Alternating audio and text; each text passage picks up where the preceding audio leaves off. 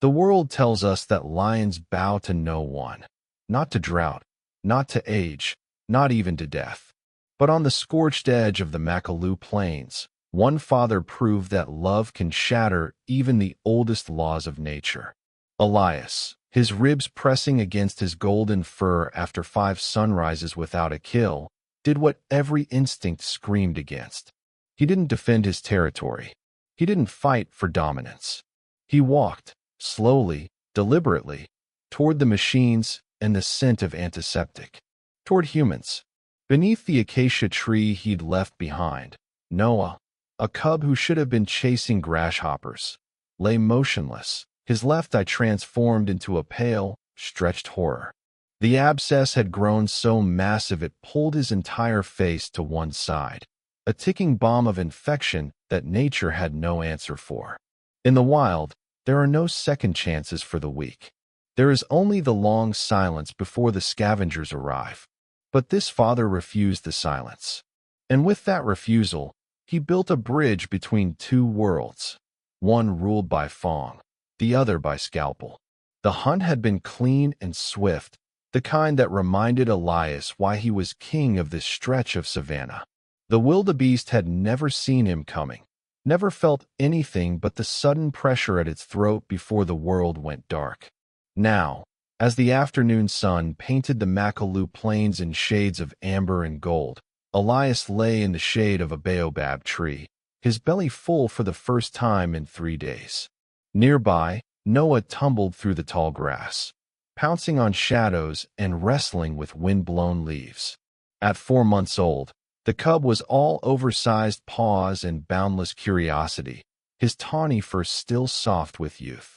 He stalked a butterfly with exaggerated stealth, his hindquarters wiggling before launching into a leap that sent him rolling through the dust. Elias watched with half-closed eyes, a low rumble of contentment vibrating in his chest. This was how life was meant to be: food in the belly, safety in the territory, and a son learning the ways of the hunt. Noah would grow strong here. He would learn to read the wind, to move like smoke through grass, to strike with precision and power. The cub's playful growl made Elias's whiskers twitch with amusement. Then the wind changed.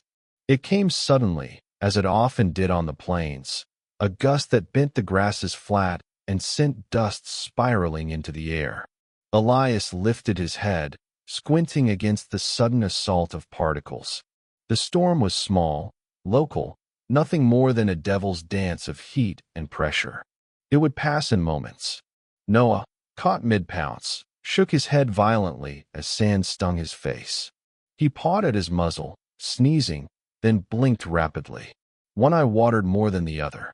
The cub shook himself again, sneezed once more, then bounded back to his stalking as if nothing had happened.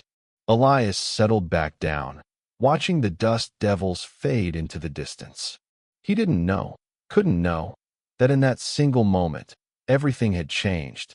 A grain of sand, smaller than a flea, had scratched the delicate surface of Noah's left eye. And on that grain of sand, invisible to any eye, bacteria clung and thrived, ancient passengers of the desert that had learned to survive in the harshest conditions. The wound was microscopic, unnoticeable, the kind of injury that happened 1,000 times a day in the wild and healed without consequence. But not this time. As the sun dipped toward the horizon and Elias led Noah back to their resting place beneath a thorn acacia, the cub blinked more than usual. He rubbed his eye once with his paw, a quick, unconscious gesture. Elias noticed but felt no concern. Cubs were always getting dust in their eyes. By nightfall, as the stars emerged and the plains cooled, Noah curled against his father's side and slept deeply. Elias kept watch, as he always did, his ears tracking every sound in the darkness. Beneath the cub's closed eyelid, the invasion had begun. Bacteria multiplied in the warm, moist environment, spreading from the tiny scratch into surrounding tissue. The body's defenses mobilized, sending white blood cells to the site, but the infection was aggressive, resistant, thriving. By dawn, Noah's eye would begin to water excessively. By noon, a faint swelling would appear, and by the second sunset, the nightmare would truly begin. The morning of the second day began with Noah refusing to play. He stayed close to Elias, pressing against his father's side even when the older lion rose to stretch. When Elias moved toward a nearby waterhole, Noah followed slowly, his head tilted slightly to the left. Elias noticed the way his son squinted against the light. One eye, the left, remained partially closed, the lid puffy and red. Clear fluid leaked from the corner, leaving a damp trail through the fur. The lion approached his cub and lowered his massive head, sniffing carefully. There was something there, beneath Noah's normal scent. Something sharp and wrong, though faint enough that Elias couldn't quite identify it. Instinct took over. Elias extended his rough tongue and began to lick Noah's face, the way his own mother had cleaned him as a cub. The tongue was designed to strip meat from bone, but used gently, it could clean wounds and soothe pain. The moment his tongue touched the swollen area around Noah's eye, the cub screamed. It was a sound Elias had never heard from his son, high-pitched, terrified, full of shocked pain. Noah jerked backwards so violently he fell onto his side, scrambling away with his ears flattened against his skull. Elias froze, stunned. He hadn't pressed hard, hadn't even touched the eye itself, just the surrounding fur. Noah huddled 3 body lengths away, trembling, his good eye wide and frightened. The swollen eye leaked more fluid now, and the area around it had darkened to an angry red. Elias approached slowly, making soft huffing sounds meant to calm. Noah didn't run, but he flinched when his father came near. Very carefully, Elias lay down and stretched his neck toward the cub, keeping his tongue to himself this time. After several long minutes, Noah crept forward and pressed against his father's chest, seeking comfort from the same source that had just caused him pain. Throughout the day, Elias watched helplessly as the swelling grew. What had been puffy and red in the morning became taut and shiny by afternoon. The eye was completely sealed shut now, buried beneath tissue that bulged outward like a grotesque third eyelid. Noah stopped drinking water. He barely moved except to shift position when the sun became too hot. When Elias brought him a piece of meat torn from yesterday's kill, the cub turned his head away. By evening, the swelling had spread. It no longer stopped at the eye socket but pushed into Noah's temple and cheek, distorting the shape of his small face. The skin stretched so tight it looked translucent, and beneath it, something dark was building, a pocket of pressure that seemed to throb with its own heartbeat. That night, Noah whimpered in his sleep. The sound was soft and constant, a broken rhythm that tore at something deep in Elias's chest. The lion moved closer, curving his body around his son to block the cooling wind, but there was no comfort he could offer for this kind of pain. In the darkness, Elias's eyes reflected the starlight as he stared at nothing. He had fought territorial battles that left him scarred. He had survived droughts that killed stronger lions. He had faced down hyena clans and Cape buffalo and once, memorably, an angry elephant. But he had never felt powerless before. This enemy had no throat to tear, no eyes to claw. It lived inside his son, invisible and untouchable, growing stronger while Elias could only watch. The wild had rules. The strong survived. The weak perished. Injuries healed, or they didn't. That was the way of things, the rhythm of life and death that had governed the plains since before the baobabs grew tall. But these rules suddenly felt cruel and senseless. As Noah's breathing grew more labored, and the swelling pushed his head to one side, Elias lifted his gaze to the horizon. Somewhere out there, carried on the night wind, came the distant sound of hyenas laughing. They knew. They always knew when something was dying. By the dawn of the third day, Noah could no longer walk straight. When he tried to rise, his legs splayed out beneath him like a newborn calf. His balance was gone, stolen by the massive swelling that had transformed his face into something Elias barely recognized. The abscess had grown monstrous overnight.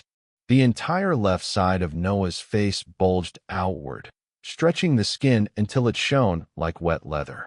The pressure had forced the cub's head into an unnatural tilt, his nose pointing right while his body tried to go forward. When Noah finally managed to stand, he took 3 wobbling steps before crashing into a termite mound. He didn't seem to understand why the world wouldn't stay still, why the ground kept shifting beneath his paws. His good eye rolled with confusion and fear. Elias moved to his son's side and used his body as a guide, pressing gently against Noah's right flank to help him move in a straight line. Together, they made it to the shade of the acacia tree. Noah collapsed immediately, his chest heaving with exhaustion from the effort of walking 20 paces. The heat came early that day, relentless and heavy. Elias positioned himself so his shadow fell across Noah's body, but the shade offered little relief. The cub's breathing grew rapid and shallow, his small tongue lolling from his mouth as he panted. Around noon, Elias noticed the birds. They had arrived quietly, the way they always did. Vultures, their bald heads and hooked beaks unmistakable even from a distance. They perched in the branches of a dead tree 50 paces away, perfectly still except for the occasional tilt of a head as they watched. Waiting. Elias's lips peeled back from his fangs in a silent snarl. These carrion eaters were nature's undertakers, patient and persistent. They didn't attack the living, they didn't need to. They simply waited for the inevitable. Their presence meant they could smell it. Death. The sweet, corrupt scent that preceded the end. No. Elias rose to his full height and roared. The sound was massive, primal, a declaration of rage and defiance that rolled across the plains like thunder. Birds scattered from nearby bushes. The vultures shifted on their branches but didn't leave. They never did. By the 4th day, Noah could no longer rise at all. His legs twitched when Elias nudged him, but nothing more. The cub lay on his side, his breathing so faint that Elias had to press his nose against his son's ribs to feel the movement. The abscess had begun to leak. A thin trail of yellow-white fluid seeped from one corner, crusting in the fur. The smell was stronger now, sharp and sour, the unmistakable scent of infection that had turned septic. Elias hadn't eaten in 3 days. His stomach was hollow, his strength waning, but hunger meant nothing. There was prey nearby. He could hear a herd of impala moving through the grass, but he didn't move from his son's side. The vultures had multiplied. There were more than a dozen now, filling the branches of the dead tree. Some had moved to lower perches. Closer. In the afternoon, the hyenas came. There were 3 of them, their spotted coats filthy and their eyes bright with opportunistic intelligence. They approached slowly, testing, their noses working to assess the situation. One sick cub, one weakened male. Elias met them with a roar that started deep in his belly and erupted with enough force to make the ground vibrate. He charged forward 10 paces, his mane bristling, his fangs bared in a display of violence that needed no translation. The hyenas scattered, their characteristic cackling laughter echoing as they retreated. But they didn't go far. Elias could smell them in the bush, circling, waiting. He returned to Noah and lowered himself beside the cub, his body trembling not from fear, but from the sustained effort of staying alert, staying strong, staying ready to defend against enemies that would return the moment he showed weakness. That night, Elias did not sleep at all. He listened to every sound, the rustle of grass, the call of a nightjar, the distant crack of a branch. And beneath it all, the labored breathing of his son, growing fainter with each passing hour. When the first hint of dawn touched the eastern sky, Elias lifted his head and stared into the gray light. Noah's breathing had become so shallow it was almost imperceptible. The cub's body was still, unnaturally so, as if he'd already begun the journey between living and dying. Something shifted in Elias's mind. Not a thought. Exactly. Lions didn't think in words, but a recognition. A breaking point. This vigil had become a death watch.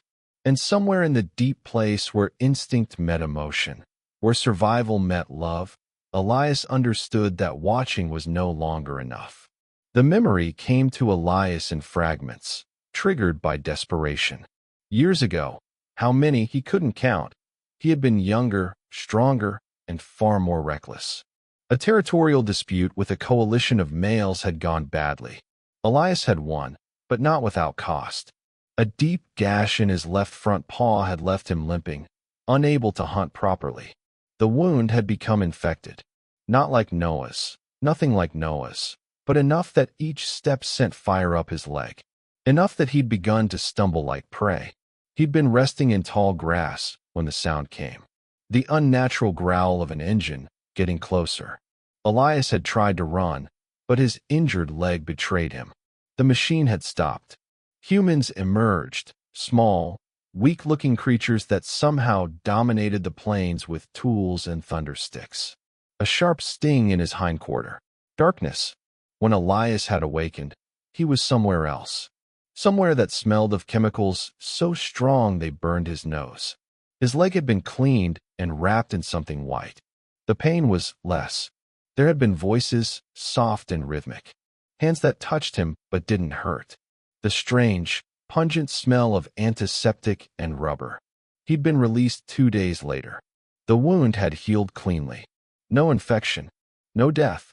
The memory had lived in the back of Elias's mind like a thorn he couldn't quite dislodge. Humans were dangerous. Humans were unpredictable. But humans had knowledge of wounds and sickness that the wild did not possess. Now, as the fifth dawn broke over the Makaloo plains and Noah's breathing became so faint it was almost imperceptible, that memory rose to the surface like a drowning man gasping for air. Elias stood and looked down at his son. The cub's face was unrecognizable, swollen beyond the boundaries of normal anatomy. The sealed eye leaked constantly now. The skin had taken on a dangerous shine, stretched so tight it looked ready to split. If Elias did nothing, Noah would be dead by sunset. The scavengers would descend, and Elias would die inside, even if his body lived on. But if he left, if he walked away and sought out those strange creatures with their chemicals and gentle hands, there was a chance. Impossibly small, illogical, against every rule the wild had ever taught him. But a chance. The choice tore at him. Every fiber of his being screamed against leaving Noah vulnerable. The hyenas were still out there. The vultures had crept even closer during the night. To walk away was to abandon his post, to fail in the most fundamental duty of a father. But to stay was to watch his son die. Elias paced in a tight circle, his tail lashing. He moved to Noah's side and pressed his nose against the cub's neck, breathing in the scent that told him his son was still alive. Barely. The sun climbed higher. The heat built. Time was slipping away like water through grass. Finally, Elias made a sound he had never made before, a low, broken vocalization that was neither roar nor growl. It was the sound of something breaking, of pride shattering, of a king becoming simply a father who would do anything, sacrifice anything, to save his child. He turned toward the distant hills where he'd once heard the sound of engines, where the scent of rubber and fuel sometimes drifted on the wind, where humans carved paths through the wilderness with their strange machines. He took one step away from Noah, then another. Each movement felt like tearing muscle from bone. His body screamed at him to turn back.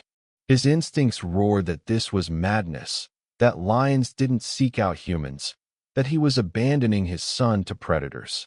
But Elias kept walking. He looked back once. Noah lay motionless in the shade, his small chest barely moving. The vultures watched from their perches. Elias roared, not at enemies, but at the universe itself. A declaration that this was not surrender. This was not abandonment. This was hope. Then he turned and broke into a run, his paws eating up the ground as he raced toward the one thing that might save his son. Behind him, the plains fell silent. The journey was agony, not from physical pain, but from the invisible chain that stretched between Elias and his son with every step. The lion ran at a pace he couldn't sustain, somewhere between a lope and a sprint, driven by the knowledge that every moment mattered. The morning sun climbed, and with it came the heat. Elias's mouth hung open, his tongue lolling as he panted. He hadn't drunk water since the previous evening, hadn't eaten in 4 days. His body was running on reserves that were almost depleted, fueled only by desperation. The terrain changed as he moved north. The sparse grassland gave way to rockier ground, dotted with acacia and the occasional baobab. He knew this area, though he rarely ventured this far from his territory. Somewhere ahead, the human paths crossed the land, places where their vehicles left permanent scars in the earth. As he ran, images flashed through his mind. Noah's face, distorted and swollen. The vultures, waiting. The hyenas, circling. What if they moved in while he was gone? What if Noah died alone, confused about why his father had left? The thought made Elias stumble. He caught himself and pressed on, but the doubt clung to him like thorns. By mid-morning, his pace had slowed to a determined walk. His muscles burned. His paws were tender from the rocky ground. But he didn't stop. Then he smelled it. Rubber. Fuel. Metal.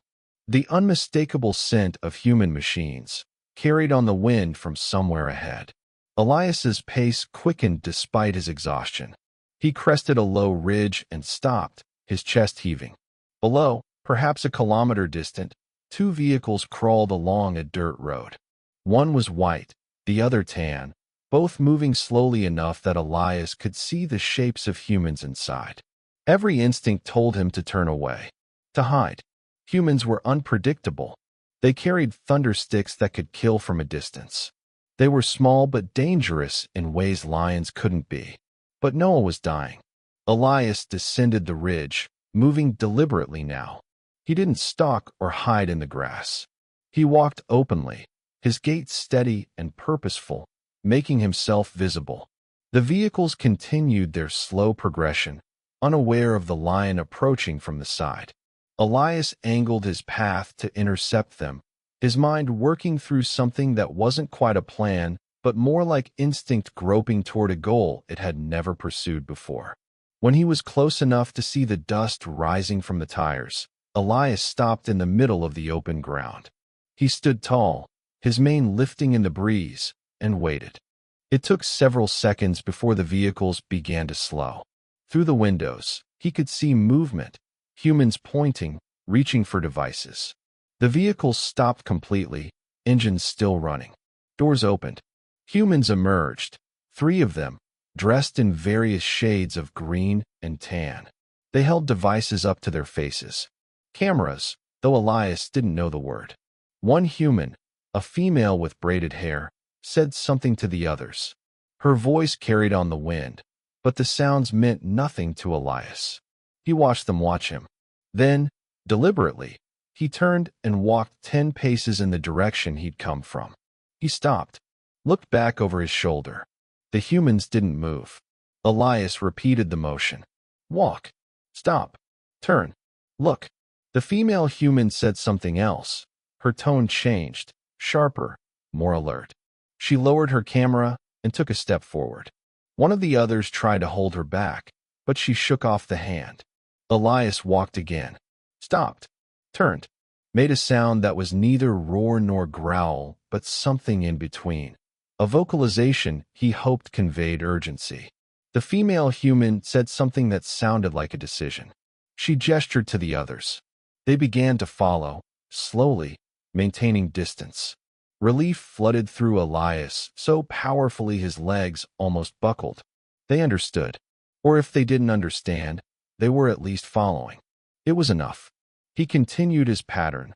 Walk, stop, turn, wait, leading them away from the road and back toward the plains.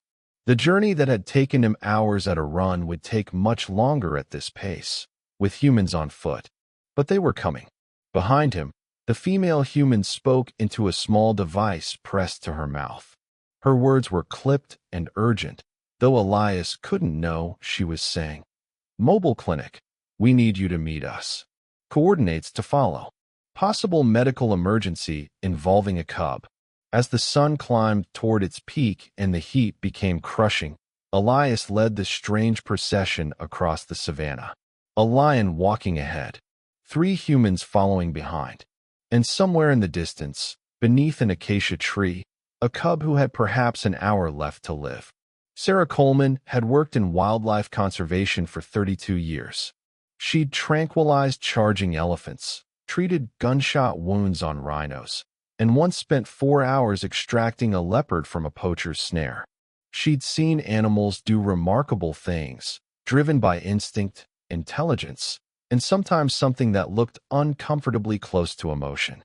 But she had never seen this. The male lion ahead of them, massive, probably 8 years old based on his mane, moved with deliberate precision. 10 paces forward. Stop.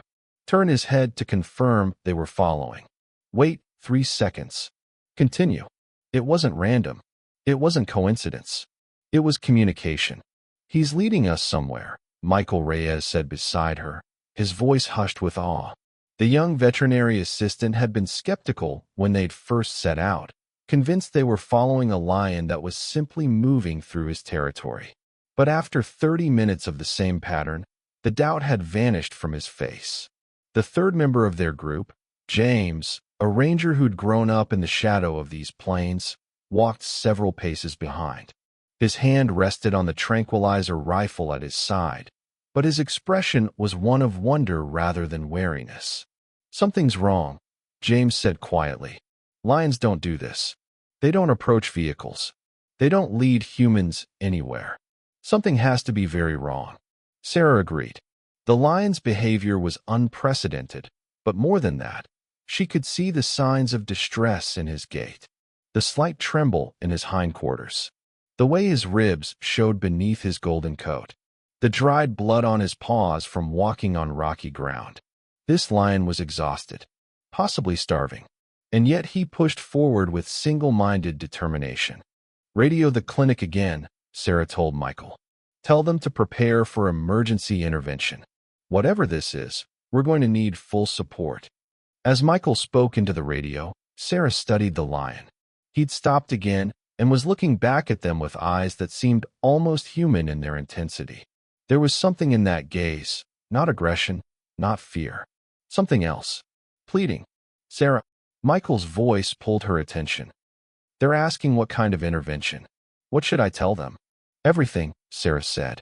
IVs, antibiotics, surgical kit, drainage equipment, sedatives, pain management. If this is what I think it is, she paused, watching the lion resume his forward movement. Tell them to prepare for a cub. Probably critical condition. Possibly infectious. The radio crackled with confirmation. The mobile clinic would meet them at coordinates they'd calculate based on the lion's direction of travel. They walked for hours. The sun climbed, peaked, and began its descent. Sarah distributed water and energy bars to her team, making sure they stayed hydrated. The lion never stopped to drink, never paused to rest beyond the brief moments he waited for them to catch up. The landscape gradually changed as they retraced the lion's journey. The ground became sandier, dotted with more vegetation. In the distance, Sarah could see a distinctive rock formation she recognized. They were in the eastern sector of the plains, an area known for its resident pride of lions. But she saw no other lions. No cubs playing. No females hunting. Just this solitary male, leading them somewhere with unwavering determination. As they topped a rise, the lion stopped. This time, his posture changed. He didn't look back. Instead, he stared ahead, his entire body tense. Sarah followed his gaze and felt her heart sink. Vultures, at least 20 of them, perched in the skeletal branches of a dead tree about 300 meters ahead. More circled overhead, and moving through the brush below. Was that the slinking shape of hyenas? Oh no, Michael breathed.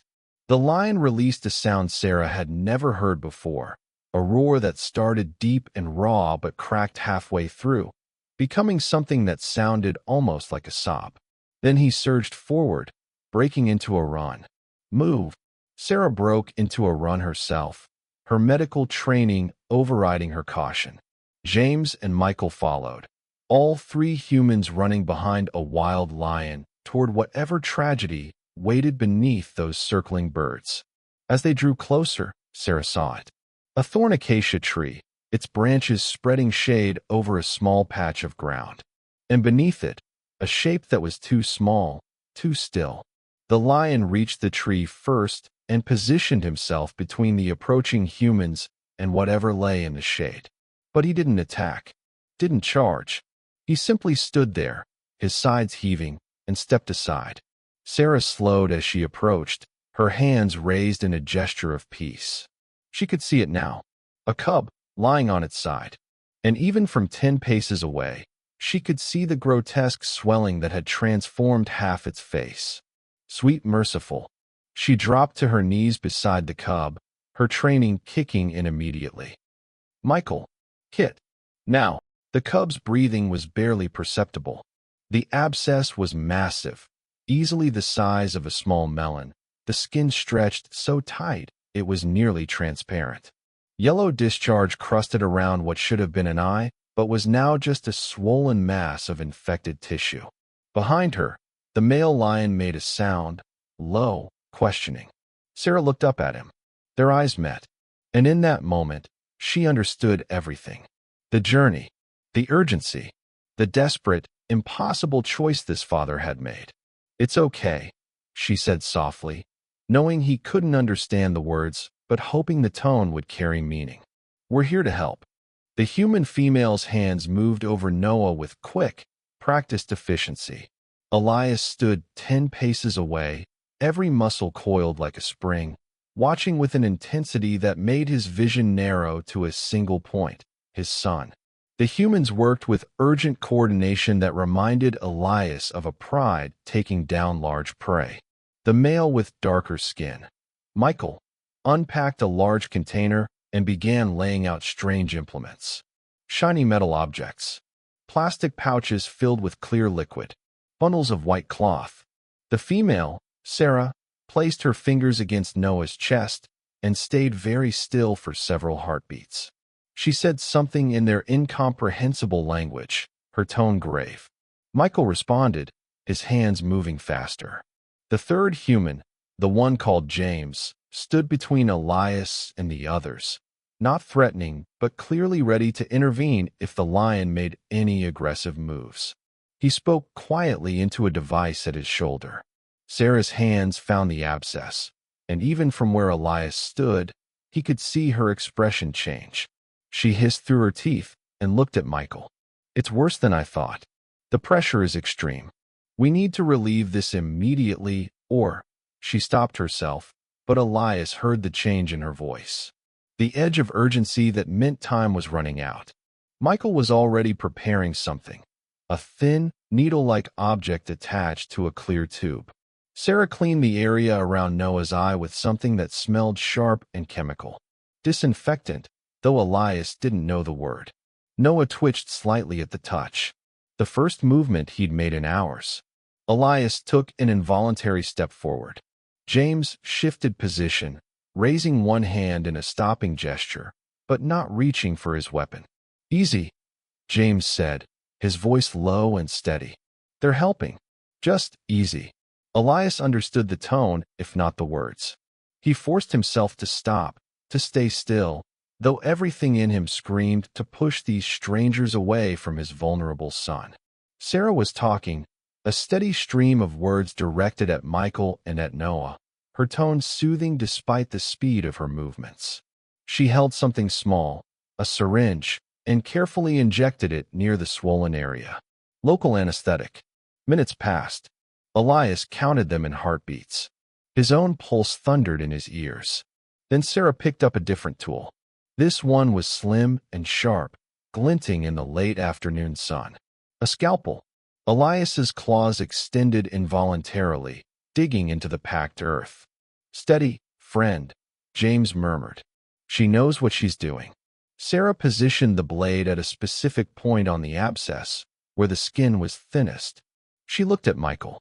Ready with the collection basin and flush? Ready. On 3. 1, 2. She made the incision. The response was immediate and horrifying.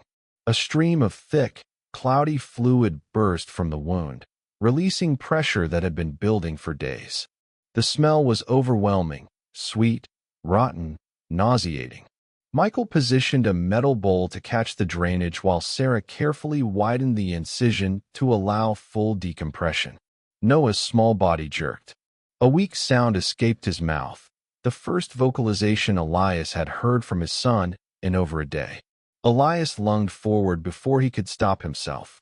James moved to intercept, but Sarah's voice cut through the tension. No. Let him come. Let him see. Elias approached slowly, his eyes locked on Noah. The cub's breathing had changed, deeper, more regular. The abscess was visibly shrinking as the infected material drained, the pressure that had been crushing his face finally releasing. Sarah glanced up at Elias, then deliberately moved aside, allowing the lion to see what she was doing. She held up the scalpel, then set it down on the clean cloth. Not a weapon, a tool. She picked up a syringe filled with clear liquid and showed it to Elias before using it to flush the wound cavity. Elias watched, understanding on some level that these actions were helping, not harming. The terrible smell of infection was being washed away. The swelling was decreasing. Sarah worked for what felt like an eternity, but was probably only 15 minutes. She flushed the wound repeatedly, removed necrotic tissue, then irrigated again until the fluid ran clear. Finally, she applied antibiotic ointment and carefully bandaged the area with breathable gauze. Throughout the procedure, Elias stood close enough to touch Noah, close enough that his breath stirred the cub's fur. The humans didn't try to push him away. They simply worked around him, accepting his presence as natural. When Sarah finally sat back on her heels, her gloves stained with pus and blood, she looked exhausted. She stripped off the gloves and reached for a water bottle, taking a long drink. Noah's breathing was strong and steady now. The bandage covered half his face, but the visible side looked more normal, the unnatural swelling receding, the tension gone from his small body. Sarah looked up at Elias. Their eyes met again, and she did something unexpected. She placed her right hand over her heart, then extended it toward him, palm open. A gesture of peace, of respect, of acknowledgement that something profound had just occurred. Elias lowered his massive head and, very gently, touched his nose to Noah's bandaged face. The cub stirred slightly, his paws twitching. Sarah smiled, tears tracking through the dust on her face. "You did it," she whispered. "You saved him." The hours that followed existed in a strange space between crisis and calm. Sarah and her team set up a temporary monitoring station 30 paces from where Noah lay, giving Elias space while remaining close enough to intervene if complications arose. Michael started in 4-line, a delicate procedure made more challenging by the cub's small size and dehydration. Fluids would help flush the remaining toxins from Noah's system and restore his electrolyte balance. They administered broad-spectrum antibiotics, anti-inflammatories, and pain medication calibrated carefully for a juvenile lion. Elias never left Noah's side. He lay beside the cub, his body curved protectively around the small form, watching every movement the humans made with unwavering attention. When Sarah approached to check the bandage, Elias lifted his head but didn't growl. When Michael adjusted the foredrip, the lion's eyes followed his hands but made no move to interfere.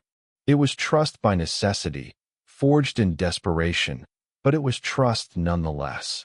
As the sun began its descent toward the horizon, painting the sky in shades of orange and gold, Noah stirred for the first time since the procedure.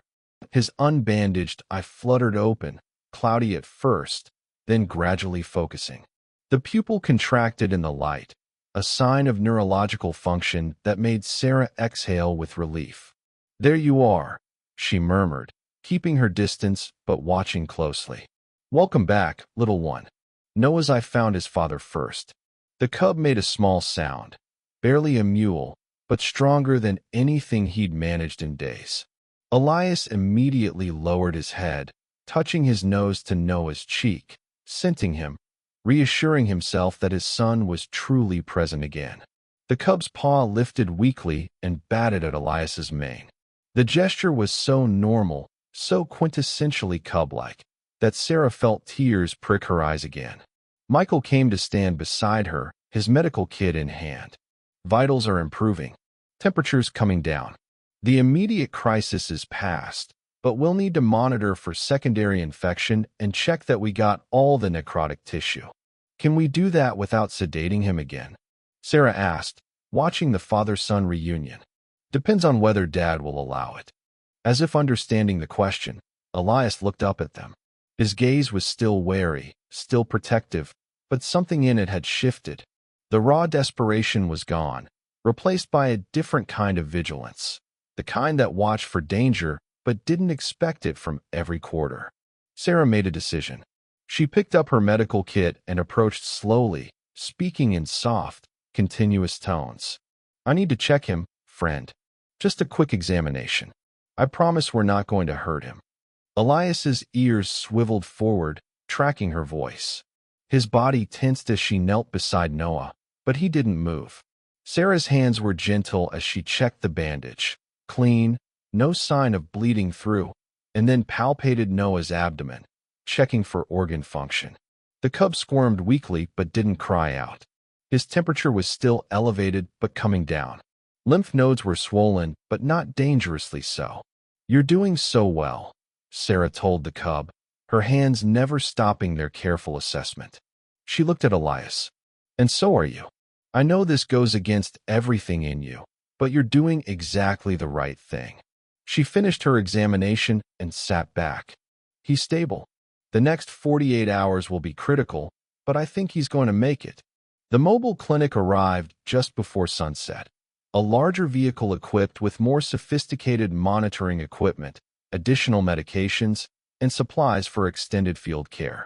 Dr. Patricia Omondi, the senior veterinarian, took one look at the scene and shook her head in wonder. Sarah called it in, but I didn't believe it until I saw it myself.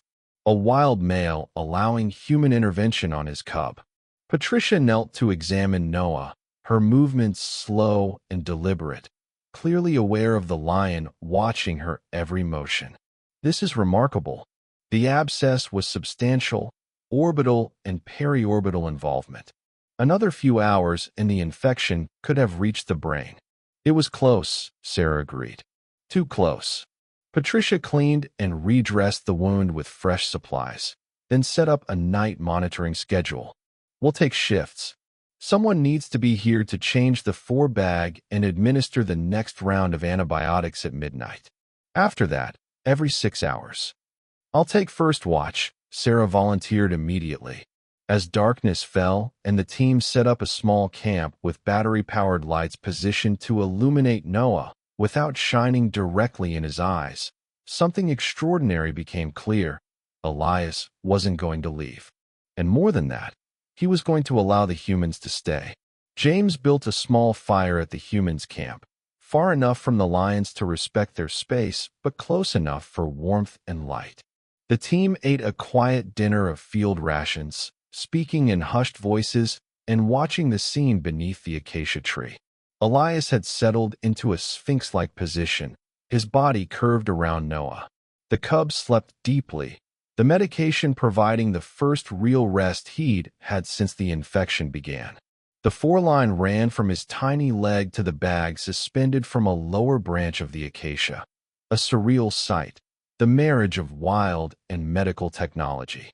Every few minutes, Sarah saw Elias's head lift slightly as he checked on Noah, then settled again. The lion hadn't eaten, hadn't drunk water, hadn't moved more than a few inches in hours. We need to get him to eat something, Michael said quietly. He's been starving himself for days. If he collapses, we can't help the cub. I'll see what I can do, Patricia said. She retrieved a medical kit and prepared a nutrient solution typically used for wildlife rehabilitation. If he won't take solid food, maybe we can at least get some fluids and supplements into him. She approached Elias slowly, holding a bowl of the enriched water. The lion's eyes tracked her, but he didn't rise. Patricia set the bowl down 3 paces from his head, then backed away. For a long moment, Elias didn't move. Then, without taking his eyes off Noah, he extended his neck and lapped at the water. He drank deeply, draining half the bowl before stopping. "Good," Patricia whispered. "That's good." The night deepened. Stars emerged in their countless thousands, undimmed by any artificial light beyond the small glow of the camp.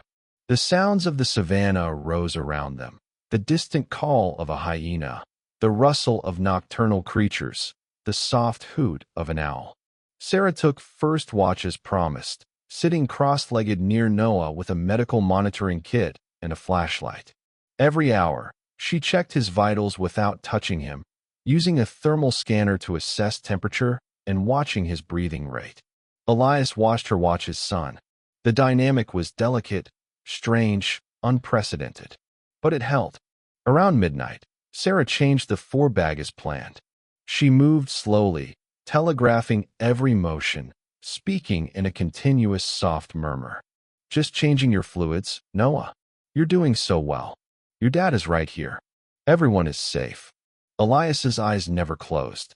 He tracked every movement, every sound. But he didn't interfere.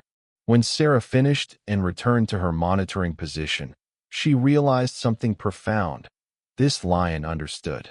Maybe not the details, maybe not the science or the medicine, but he understood that these strange creatures with their lights and tools and gentle hands were fighting the same battle he'd been fighting for Noah's life.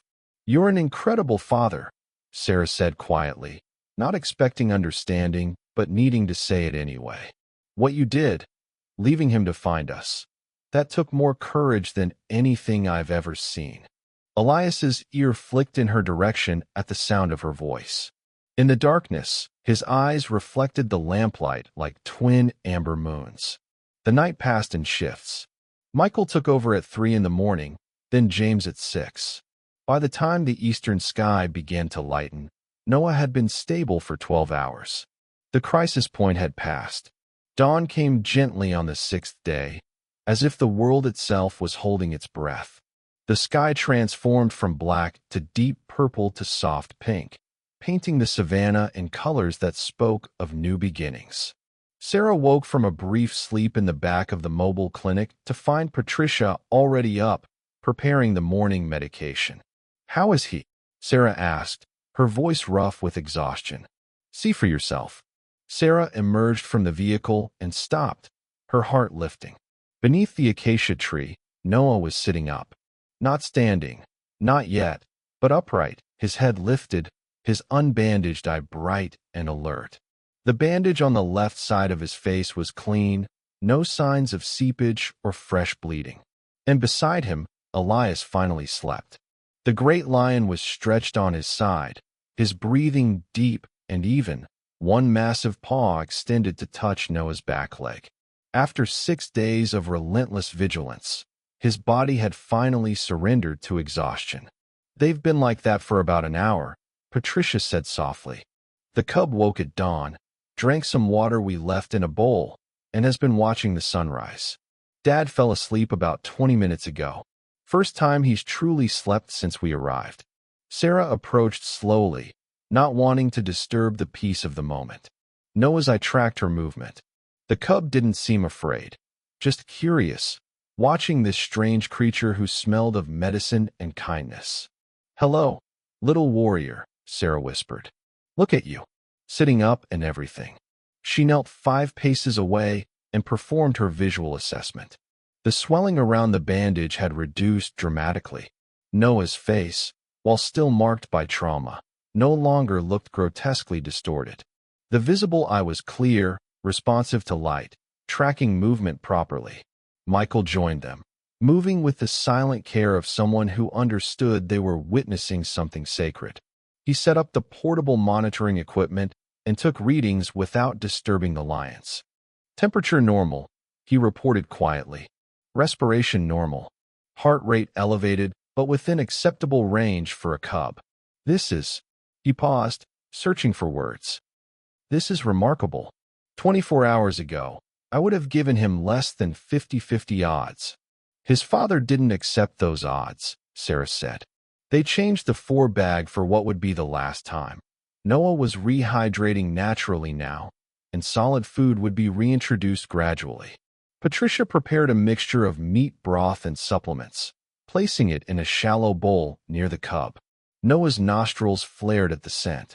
His tongue emerged, pink and tiny, to lap at the liquid. He managed 3 licks before stopping, exhausted by even that small effort. But it was progress. As the sun climbed higher, Elias woke with a start, his head jerking up in immediate alert. His eyes found Noah first, sitting up, alive, watching a butterfly that danced past his nose, and something in the lion's posture changed. The terrible tension that had driven him for 6 days released all at once, like a drawn bow finally allowed to rest. Elias rose stiffly, his muscles protesting after the long vigil.